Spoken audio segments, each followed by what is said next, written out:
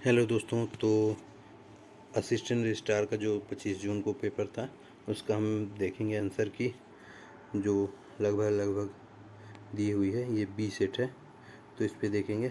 ठीक है। तो मध्य प्रदेश में कुल कितनी अनुसूचित जनजातियाँ निवास करती हैं? तो 46 जनजातियाँ निवास करती हैं।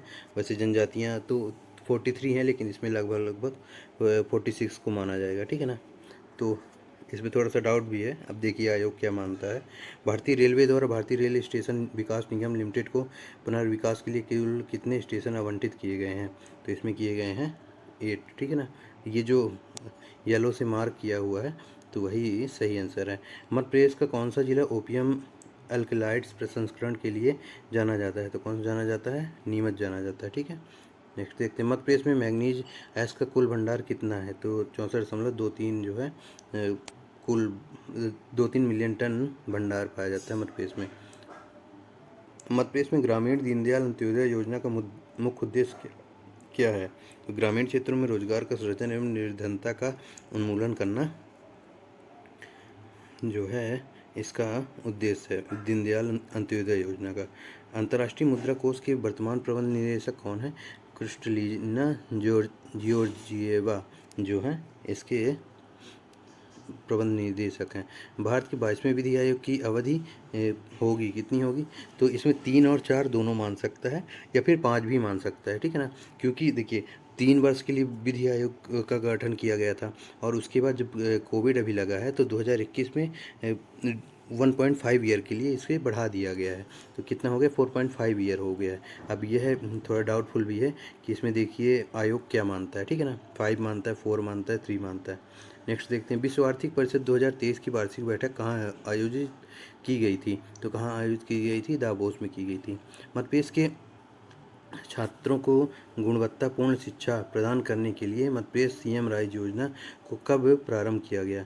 तो कब प्रारंभ किया गया? 12 जून 2021 को इसे प्रारंभ किया गया। मध्य प्रदेश की मुख्यमंत्री उद्यमिता क्रांति योजना में शिक्षित युवाओं को स्वयं का उद्यम स्वरोजगार स्थापित करने के लिए निम्न में से कौन सा कथन सही नहीं है? तो इसमें क्या है? यह वाला सही है, बी नंबर सही है। इस योजना में उद्यमी सही नहीं है पूछा है, तो ये 10वीं वाला, ये वाला जो है सही नहीं है।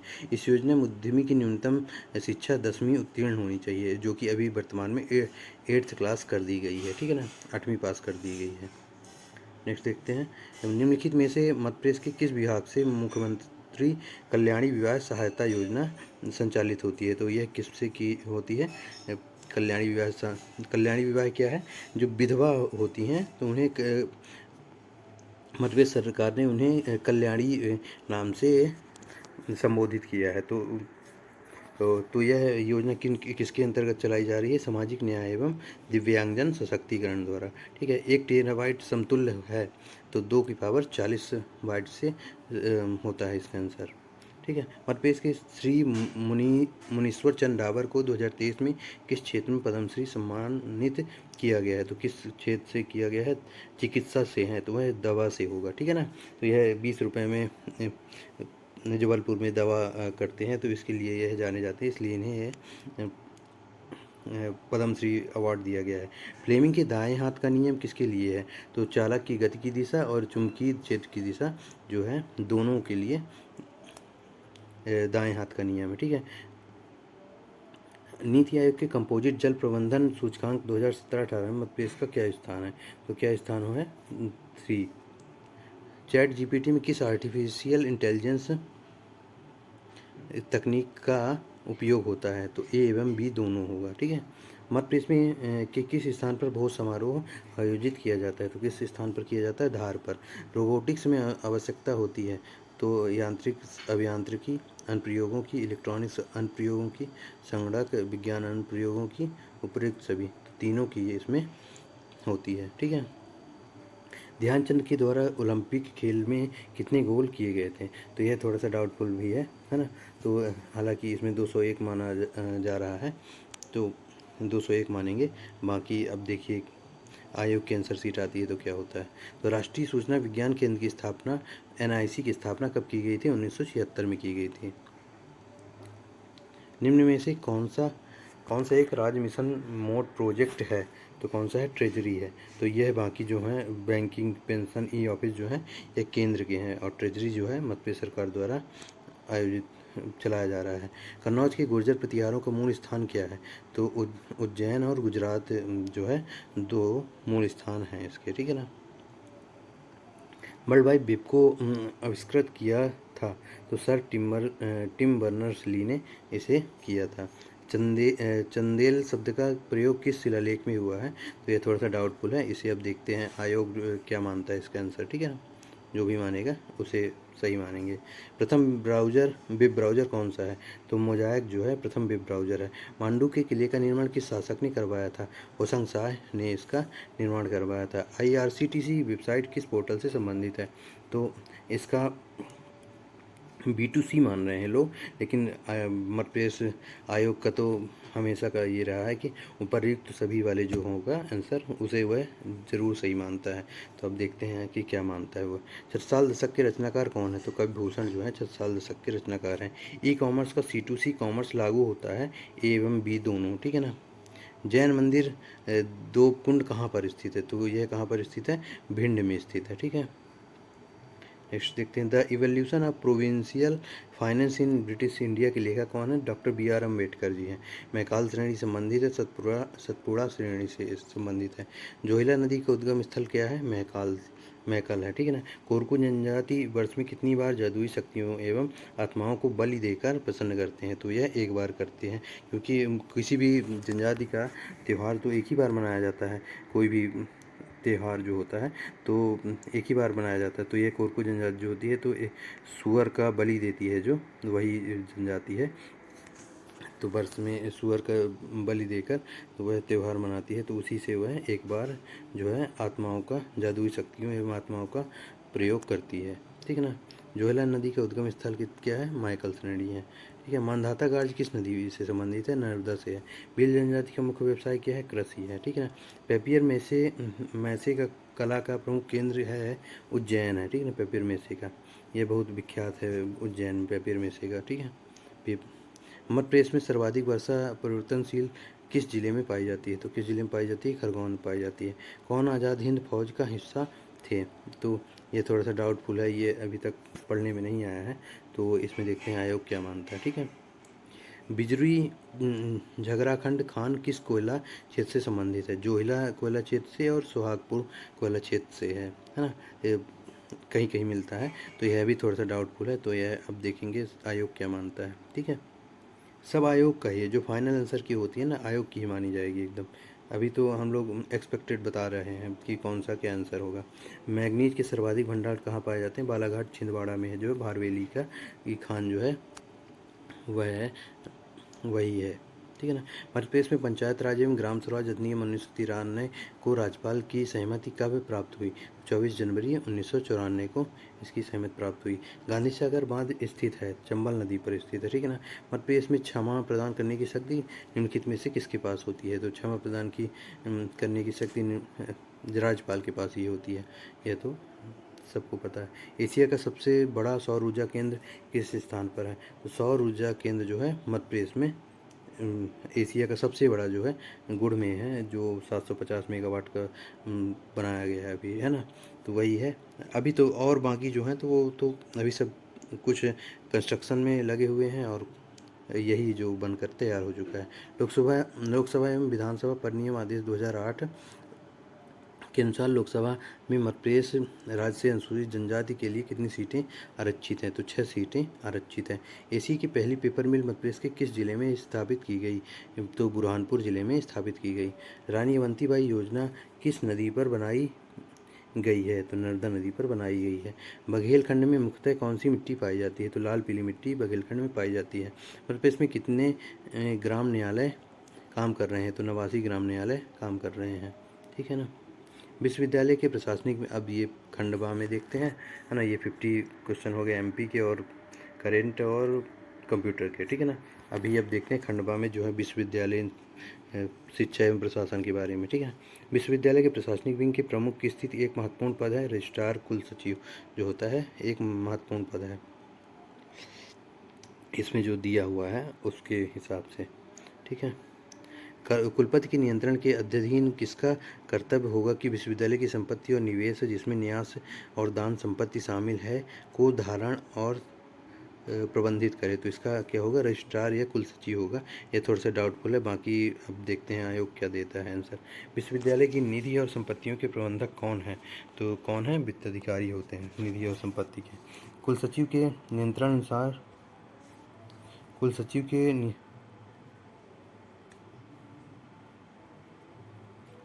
नियंत्रणानुसार आय एकत्र करना, भुगतानों को वितरित करना और विश्वविद्यालय के खातों को बनाए रखने का कार्य कौन करता है, तो कौन करता है, वित्त समिति करती है। ठीक है।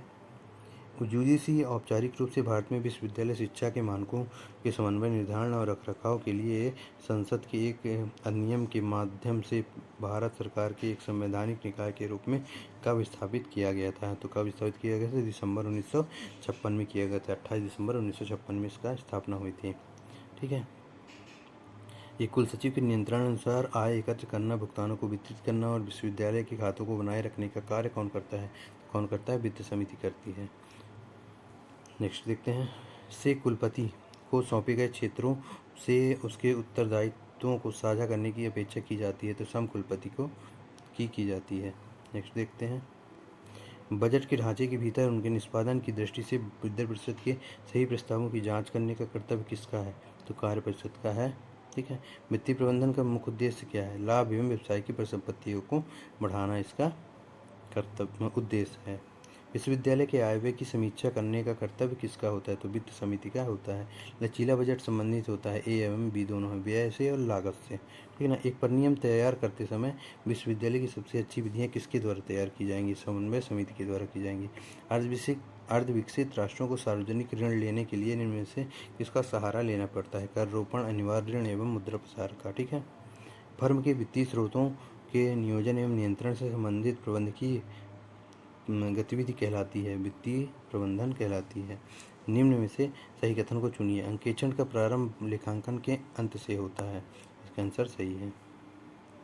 भारत में नियंत्रक तथा महालेखा परीक्षक की नियुक्ति संविधान की कौन सी धारा के तहत एवं किसके द्वारा की जाती है, तो आर्टिकल 148 के तहत राष्ट्रपति द्वारा इसकी नियुक्ति की जाती है। मतपेश भंडार के नियम में से किस पर लागू नहीं होता है, तो किस पर नहीं होता है, मतपेश हस्तशिल्प व कारीगरों द्वारा उत्पादित सामग्रियों के क्रय विक्रय पर, क्योंकि ये तो खुद होते हैं ना मतपेश में हस्तशिल्प, जो छोटे छोटे लघु उद्योग खोल के रखते हैं अपने लिए, स्वयं कार्य करते हैं और फिर वह बड़े उद्योगों को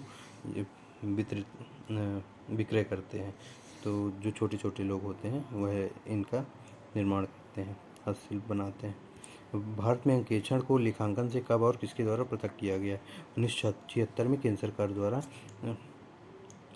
पृथक किया गया था। मतपेश भंडार के नियम के अंतर्गत सीमित निविदा पद्धति को अपनाया जाता है जब क्रय की जाने वाली सामग्री का क्रय मूल्य 5 लाख रुपए तक हो। लोक लेखाओं की विशेषताओं में से एक है, तो लोक लेखा में कर राजस्व और गैर कर राजस्व मदों को एक साथ दर्शाया जाता है। निम्नलिखित में से कौन सा समीकरण मूल्यांकन का सही चित्रण है, तो मूल्यांकन इक्वल मापन प्लस आकलन प्लस मूल निर्णय, इसका आंसर है। निम्नलिखित में से कौन सा एक छात्र की ग्रेडिंग का आवश्यक पहलू नहीं है, तो कौन सा नहीं है, पक्षपात नहीं है। निम्नलिखित में से अनुसंधान विधियों में शामिल है, तो कौन सा है, साक्षात्कार, प्रश्नावली, नमूनाकरण, तो यह सब कुछ है। तो थोड़ा सा डाउट है इसमें, हालांकि मेरे हिसाब से यह प्रश्नावली होगा, मैंने जहाँ तक ऑब्जेक्टिव लगाया हुआ था। ठीक है ना। तो VAR के लर्निंग स्टाइल मॉडल किसके द्वारा दिया गया था, तो नील डी फ्लेमिंग के द्वारा दिया गया था। निम्न में से कौन सा सामाजिक संपर्क मॉडल का हिस्सा नहीं है, तो प्रोग्राम्ड मॉडल जो है सामाजिक का नहीं है। शिक्षण प्रक्रिया में शामिल नहीं है, प्रचार करना जो है, प्रचार शिक्षक नहीं करते हैं, है ना, किसी भी चीज़ का। कक्षा में सीखने के विभिन्न तरीकों में कौन से सीखने के तरीकों को सभी प्रकार के सीखने के लिए एक बुनियादी आवश्यक माना जाता है, तो अवलोकन द्वारा सीखना एक बुनियादी आवश्यक माना जाता है। होकांसन और हूपर के अनुसार शिक्षण के कितने स्तर होते हैं, तो 5 स्तर होते हैं। NCERT की स्थापना किस वर्ष की गई थी, तो 1961 में की गई थी NCERT की स्थापना। सत्यता, निष्ठा, गोपनीयता, निष्ठा निम्नलिखित में से किसके चार महत्वपूर्ण तत्व हैं? तो नैतिक प्रथाएं के महत्वपूर्ण तत्व है। बाकी थोड़ा सा इसमें कन्फ्यूजन भी है। अब देखिए आयोग क्या मानता है। NEP 2020 के अनुसार निम्नलिखित में से कौन सा स्नातकोत्तर कार्यक्रम का सही प्रारूप नहीं है? 4 वर्षों का पाठ्यक्रम यह सही प्रारूप नहीं है। यह जो भी आंसर है ना, यह एक्सपेक्टेड बताए जा रहे हैं, तो बाकी जो फाइनल आंसर की होगी तो जो आयोग जारी करेगा उसी को माना जाएगा, ठीक है ना। यह हम लोग एक्सपेक्टेड बता देते हैं। निम्नलिखित में से कौन सा राष्ट्रीय शिक्षा नीति 2020 का मूलभूत सिद्धांत नहीं है? योगात्मक मूल्यांकन नहीं है। NEP 2020 के अनुसार प्रत्येक कॉलेज, विश्वविद्यालय या उच्च शिक्षा संस्थानों के क्लस्टर नॉलेज हब में कितने छात्र होंगे? तो 3000 छात्र होंगे इसमें, ठीक है। राष्ट्रीय शिक्षा नीति 2020 के अनुसार सामाजिक आर्थिक रूप से वंचित छात्रों की अधिकता वाले क्षेत्रों में शिक्षक विद्यार्थी का अनुपात क्या होगा? तो 25:1 होगा। वैसे तो 30:1 होगा, बाकी जो पिछड़े क्षेत्र होंगे उसमें 25:1 होगा। MERU की स्थापना का मुख्य उद्देश्य क्या है? तो इसका क्या होगा? बहुविषयक शिक्षा को बढ़ावा देना। जैसे मीरू का फुल फॉर्म ही होता है मल्टी एजुकेशनल,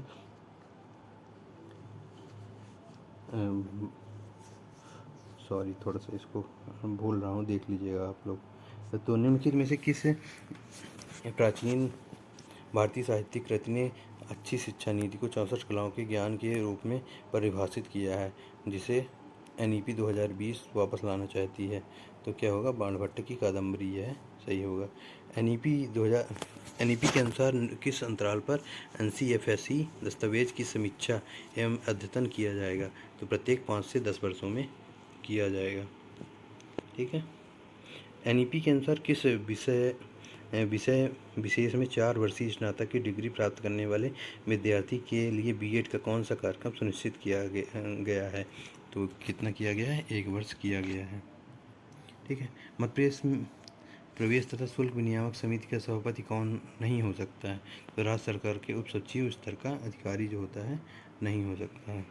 NEP के अनुसार अनुवाद एवं विश्लेषण के लिए निम्नलिखित में से कौन सी संस्था स्थापित की जाती है? Indian institute of translation and interpretation जो होती है संस्था स्थापित की जाती है। मध्य प्रदेश में प्रवेश तथा शुल्क विनियामक समिति द्वारा फीस निर्धारण का मापदंड कौन सा है? तो क्षेत्र की आर्थिक संपन्नता का आधार जो होता है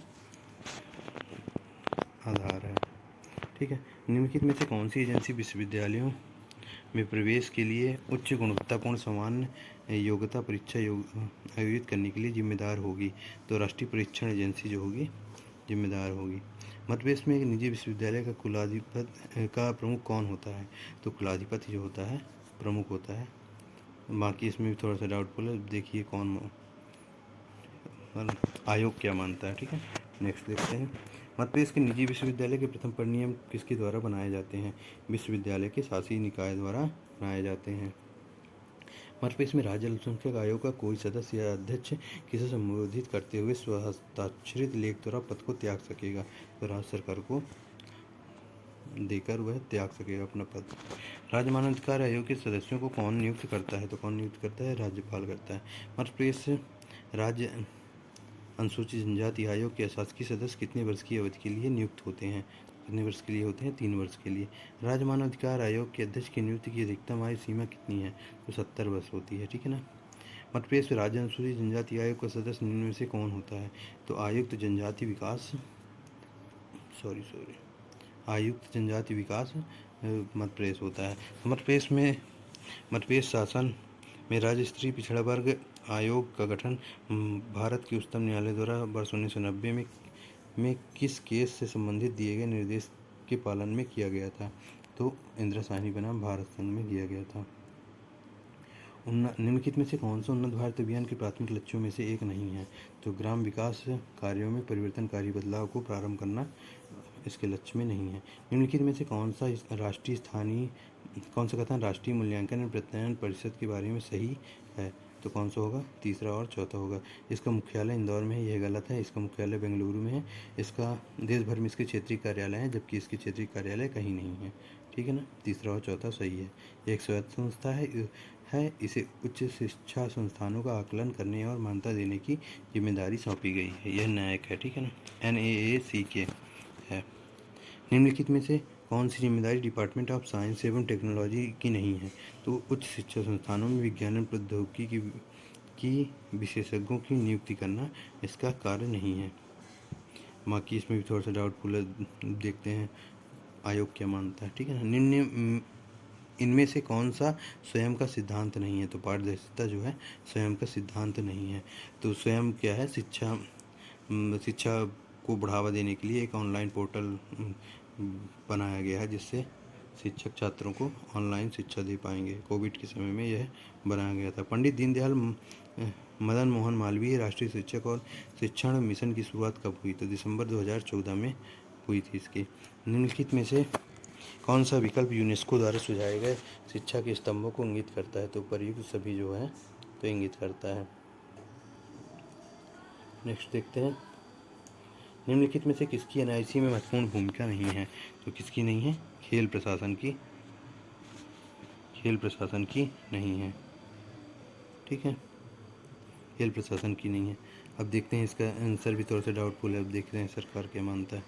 स्वच्छ भारत मिशन भी मेरे हिसाब से हो सकता है ना। राष्ट्रीय मूल्यांकन प्रत्ययन परिषद द्वारा जारी प्रमाण पत्र कितने वर्ष तक वैध रहता है? तो 5 वर्ष तक वैध रहता है। सॉरी,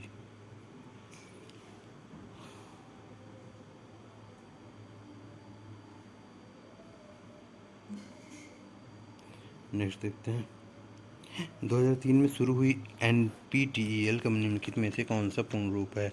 तो कौन सा है? निम्नलिखित national programme on technology enhanced learning जो है सही है। मध्यप्रदेश में भारत के संविधान के उस अनुच्छेद के अंतर्गत मध्यप्रदेश लोक सेवा आयोग गठित किया गया है? तो अनुच्छेद 315 के तहत गठित किया गया है। निम्नलिखित में से रूसा का मुख्य उद्देश्य है? तो रूसा का मुख्य उद्देश्य क्या है? ये सभी जो हैं रूसा के मुख्य उद्देश्य हैं, उपयुक्त सभी। ठीक है। भारत के संविधान के किस अनुच्छेद के अंतर्गत भारत सरकार पर मुकदमा चलाया जा सकता है? अनुच्छेद 300 के तहत चलाया जा सकता है। निम्नलिखित में से कौन सा आयोग 1 नवंबर 1956 से पूर्व भोपाल राज्य में सिविल सर्विस की स्थापना की भर्ती हेतु परीक्षाएं आयोजित करता था? तो मध्य भारत आयोग जो है करता था। निम्नलिखित में से कौन सा संसदीय शासन व्यवस्था में प्रशासन पर विधायी नियंत्रण का साधन नहीं है? तो कौन सा नहीं है? प्रत्यायोजित विधान जो है नहीं है। मध्य प्रदेश में CM हेल्पलाइन का प्रारंभ निम्नलिखित में से किस विभाग के अंतर्गत किया गया है? तो लोक सेवा प्रबंधन विभाग के द्वारा किया जा रहा है। मध्य प्रदेश में लोक सेवाओं के प्रदान की गारंटी अधिनियम 2010 की किस धारा के अंतर्गत द्वितीय अपीलीय अधिकारी शास्ति आरोपित करने हेतु अधिकृत है? तो धारा 7(1) के तहत अधिकृत है। सूचना का अधिकार अधिनियम 2005 की किस धारा के अंतर्गत राज्य सूचना आयोग को गठन किया गया था? धारा 15 के तहत किया गया था। मध्य प्रदेश उच्च न्यायालय नियम को किस वर्ष प्रभावशील बनाया गया? तो 2006 में बनाया गया था। मध्य प्रदेश लोक सेवाओं के प्रदान की गारंटी संशोधन अधिनियम 2021 की धारा 2H में उल्लिखित शब्द कपट से अभिप्रेत प्रत्यय निम्नलिखित में से किसमें अभिप्रेत मात्रा में परिभाषित है? ठीक है ना। भारतीय संविदा अधिनियम 1872 की धारा 17 में। ठीक है ना। सॉरी, निम्नलिखित में से 21 दिनांक को मध्य प्रदेश CM हेल्पलाइन प्रारंभ की गई थी? 31 जुलाई 2014 को। एक विश्वविद्यालय की संख्या के अध्यक्ष के कार्य संबंधित होते हैं? तो उपयुक्त सभी जो होते हैं कार्य संबंधित होते हैं। मध्य प्रदेश विश्वविद्यालय अधिनियम 73 के बेहतर प्रावधानों हेतु लाया गया था? विश्वविद्यालय के क्षेत्राधिकार निर्माण के लिए लाया गया था। मध्य प्रदेश के बाहर किसी तरह के शिक्षण या शोध कार्य के प्रस्ताव परीक्षण हेतु बनी संबंधित समिति में निम्नलिखित में से कौन सा सम्मिलित नहीं है? यह थोड़ा सा डाउटफुल है, तो इसे आयोग के आंसर के आने के बाद ही बताया जाएगा। मध्य प्रदेश विश्वविद्यालय अधिनियम 2022 के अनुसार राजा शंकर प्रसाद विश्वविद्यालय के प्रादेशिक क्षेत्राधिकार में कौन से राजस्व जिले आते हैं? तो कौन से आते हैं? छिंदवाड़ा, सिवनी, बैतूल आते हैं। ठीक है। मध्य प्रदेश विश्वविद्यालय सेवा में सीधी भर्ती के अंतर्गत विज्ञापित पदों में से SC तथा ST के उम्मीदवारों के लिए संयुक्त रूप से आरक्षण की अधिकतम सीमा कितनी हो सकती है? तो यह भी थोड़ा सा डाउटफुल है। जब सर आएगी आंसर की आयोग की तो बताया जाएगा। राज्य विश्वविद्यालय किसी स्थायी एवं योग्य संकाय सदस्य को शोध पर पर्यवेक्षक हेतु नियुक्त किया जा सकता है? तो अकादमिक परिषद के अनुमोदन के उपरांत मध्य प्रदेश विश्वविद्यालय सेवा नियम 1983 के अंतर्गत 80 तथा एसटी से तात्पर्य वही होगा जो संविधान के अनुच्छेद 366, 24 एवं 25 में वर्णित है। मध्य प्रदेश राज्य विश्वविद्यालय की अकादमिक परिषद की सफल बैठक के आयोजन हेतु कोरम के क्रम में सदस्य उपस्थित रहने चाहिए। तो कितने रहने चाहिए? 12। निम्नलिखित में से किस अंतर्राष्ट्रीय संस्था द्वारा मध्य प्रदेश उच्च शिक्षा गुणवत्ता उन्नयन परियोजना के लिए वित्तीय सहायता प्रदान की जा रही है? तो वर्ल्ड बैंक द्वारा प्रदान की जा रही है। मध्य प्रदेश के विश्वविद्यालय के वार्षिक प्रतिवेदन के निर्माण हेतु निर्देशन देने का दायित्व किसका है? तो कार्यकारी परिषद का है। मध्य प्रदेश विज्ञान एवं प्रौद्योगिकी परिषद की स्थापना किस अधिनियम के अंतर्गत की गई है? तो मध्य प्रदेश सोसाइटी एक्ट 1973 के तहत की गई है। मध्य प्रदेश में एक निजी विश्वविद्यालय के वाइस चांसलर की नियुक्ति हेतु कौन सा कथन असत्य है? इस हेतु बनी चयन समिति में राज्य सरकार द्वारा मनोनीत 2 प्रख्यात शिक्षाविद होते हैं, यह गलत है। भारत में कृषि संस्थानों का प्रत्ययन किस परिषद बोर्ड द्वारा किया जाता है? राष्ट्रीय मूल्यांकन एवं प्रत्ययन परिषद द्वारा किया जाता है। निम्नलिखित में से राज्यों का कौन सा समूह भोपाल में स्थित यूजीसी केंद्रीय क्षेत्रीय कार्यालय के अधिकार क्षेत्र में आता है? तो छत्तीसगढ़, राजस्थान, मध्य प्रदेश आता है। सन 1958 भारतीय प्रौद्योगिकी बॉम्बे की स्थापना किस अंतर्राष्ट्रीय संस्था की सहायता से की गई है? यूनेस्को की सहायता से की गई है। AICTE के केंद्रीय क्षेत्रीय समिति का कार्यालय मध्य प्रदेश के किस जिले में स्थित है? तो भोपाल में है। भारतीय विज्ञान शिक्षा एवं अनुसंधान संस्थान मध्य प्रदेश के किस जिले में स्थित है? तो यह भोपाल में स्थित है। मध्य प्रदेश राष्ट्रीय अध्यापक शिक्षा परिषद किस क्षेत्रीय समिति का हिस्सा है? तो पश्चिमी क्षेत्रीय समिति का हिस्सा है। Advanced material and process research institute Bhopal वर्ष 2007 में किस नाम से जाना जाता था? रीजनल रिसर्च लेबोरेटरी के नाम से जाना जाता था। कृषि प्रौद्योगिकी अनुप्रयोग अनुसंधान संस्थान का मध्य प्रदेश के किस जिले में स्थित है? तो जबलपुर में स्थित है। विश्वविद्यालय के वित्त और संपत्तियों का नियंत्रण का एक महत्वपूर्ण कार्य है? तो कार्यकारी परिषद का एक महत्वपूर्ण कार्य है। ठीक है, अब देखेंगे जो ये गद्यांश दिया हुआ था उसमें से आंसर। शांति को बढ़ावा देने के वैश्विक प्रयासों में युवा कैसे शामिल हो सकते हैं? तो दुनिया भर में शांति निर्माण की पहल में भाग लेकर। वह तरीका क्या है जिसे सरकार और संगठन शांति को बढ़ावा देने के लिए युवाओं के साथ जुड़ सकते हैं? तो उन्हें उपकरण और संसाधन प्रदान करके पूरी तरह से साथ लेकर। विश्व शांति प्राप्त करना एक सामूहिक जिम्मेदारी क्यों है? क्योंकि इसमें समाज के सभी सदस्यों की सक्रिय भागीदारी की आवश्यकता होती है। शांति को बढ़ावा देने में युवा लोगों की महत्वपूर्ण भूमिका क्या है? वे अक्सर हिंसा और स्थिरता ज़्यादा प्रभावित होते हैं, यह आंसर होगा। ठीक है, तो वह तरीका क्या है जिससे युवा शांति को बढ़ावा दे सकते हैं? तो सामाजिक न्याय और पर्यावरणीय स्थिरता की वकालत करके किया जा सकता है। ठीक है ना। What was the purpose of बोबो डॉल एक्सपेरिमेंट? तो इसका आंसर क्या होगा? फर्स्ट, सेकंड और थर्ड होगा। ठीक है, नेक्स्ट देखते हैं।